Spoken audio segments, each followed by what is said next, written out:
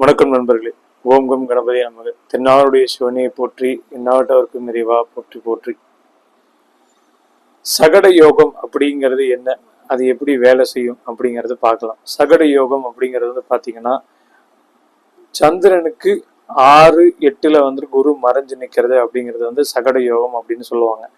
இந்த சகட யோகத்தில் சில விதிவிலக்கள் என்ன இதில் 2 பேருமே ஆட்சி ஆகிட்டாங்க அப்படின்னா அது வந்து பார்த்தீங்கன்னா பெரிய லெவலில் முன்னேற்றம், வாழ்க்கையில் ஒரு பெரிய லெவலில் சாதிக்கிறது, அரசியலில் புகழ் பெறும் அமைப்பு, இந்த மாதிரி பல நல்ல விஷயங்கள் உண்டு. அப்படி இல்லை சார், எனக்கு அந்த மாதிரிலாம் எதுவுமே இல்லை, யாருமே ஆட்சி அவலாம் கிடையாது அப்படின்னா அவர் நட்பு நிலைக்கு கீழே இறங்கி இருக்காரா அப்படிங்கிறது பாருங்க. ஸோ அப்படி இருந்தாங்கன்னா வாழ்க்கையில் ஒரு 40 வயது வரைக்கும் போராட்டமான வாழ்க்கை களமாக இருக்கும்.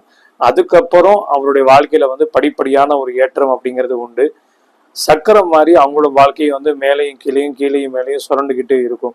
அப்போ இந்த யோகம் இருக்கிறவங்க என்ன செய்யலாம் சார் அப்படின்னா, சக்கரத்தாழ்வார் வழிபாடு செய்யலாம். இன்னைக்கு அந்த ஆணி சித்திரை சக்கரத்தாழ்வார் ஜெயந்தி. ஸோ சக்கரத்தாழ்வார் வழிபாடு எப்போவுமே பண்ணிகிட்டே வர்றது ரொம்ப நல்லது. சக்கரத்தாழ்வார் வழிபாடு பண்ண உங்களோட வாழ்க்கையில் சக்கரம் போல வாழ்க்கை சக்கரம் எந்த விதத்துலையும் பங்கப்படாமல் பொருளாதார வசதி, சுக வசதிகள், சரியான வயதில் திருமணம், புத்திர பேரு எல்லாமே சகல சௌபாக்கியங்களோட கிடைக்க பெறுவீங்க.